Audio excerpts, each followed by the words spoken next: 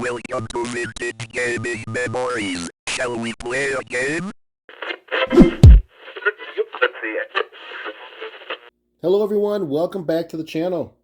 This video is going to be a quick update to the video I posted right before Christmas that was titled New Wave Toys M90 Mini Blaster Stereo Boombox. If you watched that video, you might recall I noted a few things that were maybe quality concerns, I guess. There was a sticking or rubbing cassette door when you attempted to open it. There was a scratch that was like a small indentation by the remote outlet. And then the last thing was the sticker behind the clear plastic window that shows the levels for the battery and tuning. Well, that was pretty crooked and very noticeable. That was probably the worst of the three. In the video, I just decided it is what it is, and I still loved it. But a viewer reached out to me and said that I probably should bring this to New Wave Toys' attention because of their high-level quality that they stand by. Well, so I did. Now, being that it was Christmas and New Year's, they still got back to me really quick. It was probably the first week of the year that I received a response back via email. They saw the pictures and the video and apologized for the inconvenience, and, oh well, here is the replacement. Now, I haven't even opened it up yet to see, so let's check it out together and see how this one looks.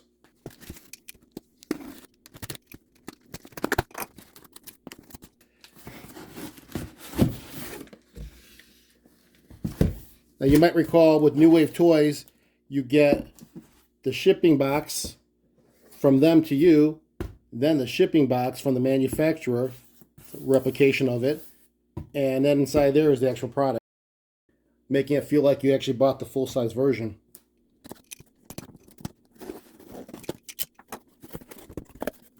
All right, well, this looks like a familiar sight. Now, I won't bore you by going through everything on the system again, because you can always look at that video, because I do go through everything pretty thoroughly. We'll take a look at the basics on this, especially the cosmetic side, and then I'll probably just test the audio to make sure that works.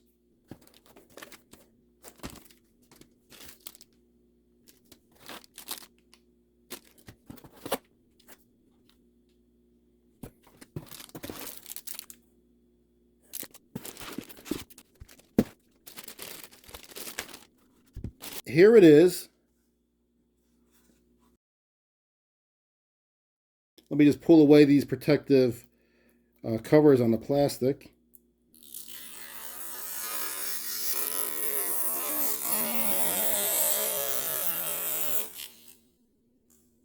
Never gets old.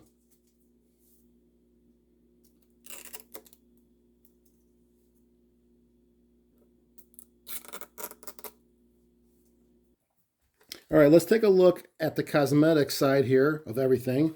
We'll go and just glance at everything at a high level. The first thing we'll look at here is the sticker, which is the level sticker. Again, that's not a functioning display, that's just for looks, but it is definitely straight, so that's great. And there is not a marking or indentation over there, so that's a plus. As far as the front goes, I don't see anything of a concern on flaws, but let's check out that cassette tape. Now, what happened before was when you were to press down the eject button, it wouldn't really open. You had to kind of pull it a little bit, and it was all scratched on the top where I thought it was sticking. Now, before I do that, let me read to you what they told me in the response back at the time of when they shipped this new one to me. And what they said was that the door sticking was brought to their attention, and what it was is that the dampening fluid used by the manufacturer on the mini blasters here had hardened during transit. They said that they found the best solution was to press down on the door release button and slowly pry it open. Once you have it open, apply a small amount of WD-40 onto the yellow gear, which is on the left side, and then move it back and forth to work it in, and that should actually fix the problem. Couple concerns there, but first let's just see if this opens up, and I'll explain further. This one doesn't even budge a little bit. So that's the eject button right here, and there's the door. It's moving a little bit, so I definitely will have to force this one open. There we go. what they were referring to on the left side, the yellow gear. Let's see if I can, there it is, you can see it right there. So here's my concerns. I never use WD-40 on anything that's plastic. And I've opened a lot of these toys, vintage ones, and dealt with a lot of components with gears in there from 20, 30, 40 years ago. And WD-40 being petroleum based, and who knows what else is in there, it's not really a best solution for plastic. For example, if you guys have garage door openers, majority of them have plastic gears inside as opposed to metal ones. Those get eaten up after time if they're not lubricated. And there's a really good lubricant to use for those. It's a silicone-based one. Silicone will not actually deteriorate the plastic. And WD-40 is not silicone-based. However, I believe they do have a WD-40 that is silicone, so it's probably more a specific type of WD-40. So here's a WD-40 can. It talks about how it stops squeaks, cleans, protects, blah, blah, blah. It doesn't say anything about lubricant. So, I wouldn't use that, and I haven't used that for any of my plastics. You've got a grease here, white lithium grease, multi-purpose. There's some gears. Now, this says it's recommended in garage door openers and springs. Now, you could, but I have a better solution than that. Some might even suggest a 3-in-1 household oil. This actually does say lubricates. So, that might be an option, but I'm not going to go with that either. I go old school on you here. This one is a lubricant made in USA. Protects machines from rust and corrosion. I don't know. I just thought I wanted to show you this. It's not going to be an option anyways. There is this one called the Permatex Industrial Super Lube. This one's got synthetic lubricant with Teflon. So that is definitely an option. And then here's my last option, which would be Blaster. This is a silicone lubricant. Two keywords I like, silicone and lubricant, and on top of that, purposes, plastic. I think we'll be safe with using this, and that's what I'm going to do. All right, I'm going to prepare this for a little shot of lubricant, and we'll see how that works.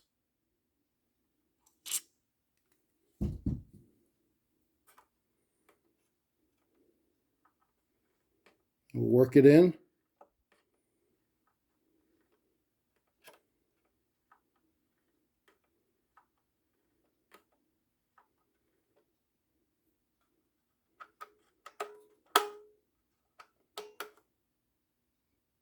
Works pretty good. It's supposed to be a slow release, so that's normal. It's not supposed to be fast when it opens up.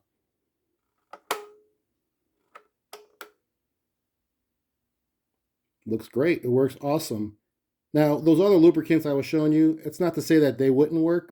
It's the long-term effect that I'm more concerned of.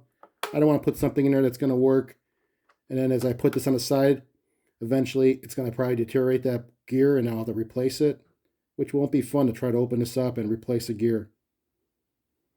So, yep, this works great.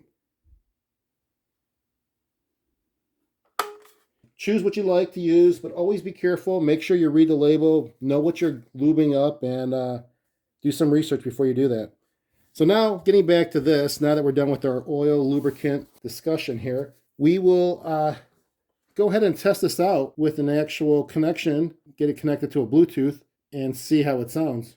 All right, this is fully charged, ready to go. So what we're going to do here is turn it on, pair it up with my phone, play something from my phone to this unit via Bluetooth. Then we'll test out the AM and FM band, and then we're good to go. Before I do all that, let's check out that cassette door. Let's see if it still opens up. Looks nice. Since it's opened up, what I did in the last one was I put in my little mini cassette that they give you. I leave it in there. Here we go either way. We'll go this way. And I'll close it. And let's turn this thing on. I'll see if I can pair up with my phone.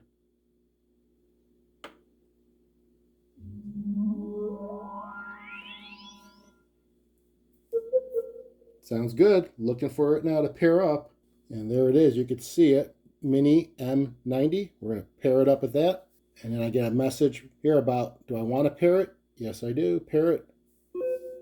we're good to go. So let's play something from my phone so we can hear it on this little mini boombox. Oh, there it is.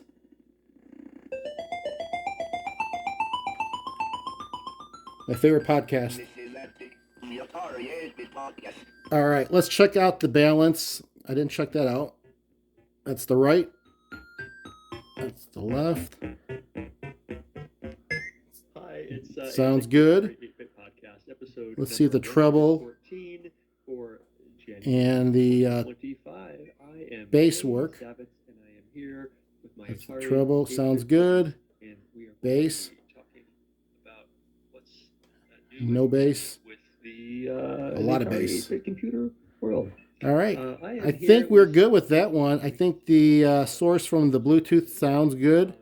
And all the adjustments on the knobs there work great. Now let's do some of the testing on the tuning. So we're going to go to the other mode, which is the radio. We may need to get the antenna extracted here. All right. And we are right now pressed in, so that would mean we are on AM. So let's see if we can get something on AM. Push of a button, it's one touch connection. Sounds good. Let's go FM. Looks great. And we even got the blue light indicator that we are in stereo. So trying to avoid some copyright there. I heard the music coming through clearly. We've got sound, we've got tuning, we have the indicator lights working, adjustments all seem to work great. Now, I didn't test the remote, which is fine. I'm not worried about it. And this is a short video just to show you the great customer service I received from New Wave Toys, as well as the actual product itself when it came in. I'm ready to put this on my shelf with the other boom boxes, the full-size ones. So if this is something that you may want to purchase, I will go ahead and put the link to New Wave Toys in the description. Thank you, New Wave Toys. Hope you guys enjoyed this video. And remember, keep that gaming passion from the past alive by living it today. Take care, everyone.